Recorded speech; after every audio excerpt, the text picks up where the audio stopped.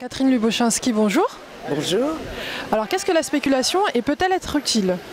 Alors la spéculation est un concept très difficile à définir et la spéculation ne concerne pas uniquement les marchés financiers.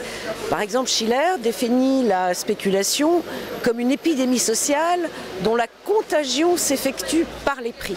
Donc par exemple, la spéculation sur le bulbe de tulipe, vous voyez que c'est la spéculation sur une marchandise et qu'on n'a pas besoin de marché financier.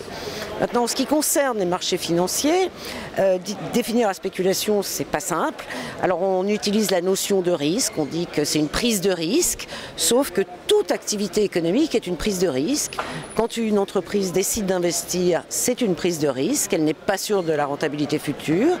Et quand un épargnant décide d'acheter un titre, il n'est pas sûr non plus de la rentabilité de ce titre. Donc il y a une prise de risque pour toutes les activités, on voit bien que cette définition ne suffit pas. Alors on ajoute après une dimension temporelle, c'est-à-dire qu'on dit ah oui mais la spéculation c'est quand on va acheter et vendre un titre et qu'on va le conserver quelques secondes ou quelques jours, on dit oui ça c'est de la spéculation.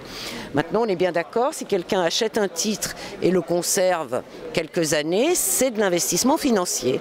Maintenant faites-moi la part entre à partir de quel moment ça devient de l'investissement financier, on ne sait pas, c'est totalement arbitraire. Donc on a ce problème-là pour définir la spéculation. Les intérêts de la finance sont-ils alignés sur l'économie? Alors je vais compléter ma réponse. Tout à l'heure, vous m'avez demandé est-ce que la spéculation est utile? Oui, elle est très utile. En règle générale, la spéculation stabilise les marchés, évite trop de fluctuations.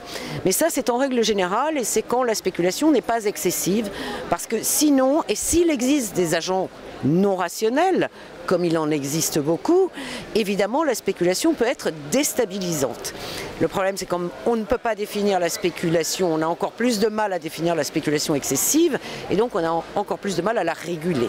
Donc ça c'est le problème, mais la spéculation est également très utile parce que c'est grâce à ces agents économiques qui ont une appétence envers le risque que vous allez avoir de la liquidité sur les marchés financiers et des intervenants qui à tout moment sont prêts à acheter et vendre des titres. Et on sait bien qu'on achète un titre, donc on finance une entreprise à condition qu'on sache qu'on peut le revendre à tout instant. Donc la liquidité est un élément crucial pour le bon fonctionnement des marchés financiers qui sont eux-mêmes indispensables au financement des investissements. Et alors les intérêts de la finance sont-ils alignés sur l'économie ? Alors dans l'idéal, la finance doit être au service de l'économie réelle. Et on voit bien qu'au cours des 20-30 dernières années, il y a une dynamique propre à la finance qui fait que quand on prend le stock d'actifs financiers, que ce soit des dettes, que ce soit des actions, on s'aperçoit que les montants sont en quelque sorte disproportionnés par rapport à l'économie réelle. Donc la question c'est est-ce qu'on peut réduire cet excès d'actifs financiers ? Et la solution que je propose et qui commence à être adoptée pour l'ensemble des banques, c'est de réduire l'effet de levier. C'est beaucoup plus efficace que des taxes sur les transactions financières qui donnent lieu à des arbitrages réglementaires et qui ne sont vraiment pas efficaces. Et en quoi la politique monétaire peut-elle influencer directement l'investissement, notamment, je pense, au taux d'intérêt ? Alors, le lien politique monétaire, investissement passe effectivement par les taux d'intérêt. Ça c'est une vision assez keynésienne qui dit que l'investissement est très sensible au niveau des taux d'intérêt. Alors on comprend bien effectivement quand une entreprise décide d'investir, elle va regarder quelle est l'espérance du taux de rentabilité de cet investissement et elle va comparer ça à son coût de financement. Évidemment, si le coût de financement est supérieur à la rentabilité de l'investissement, l'entreprise va renoncer à son investissement. Maintenant, il y a l'autre côté de la pièce qui est la demande.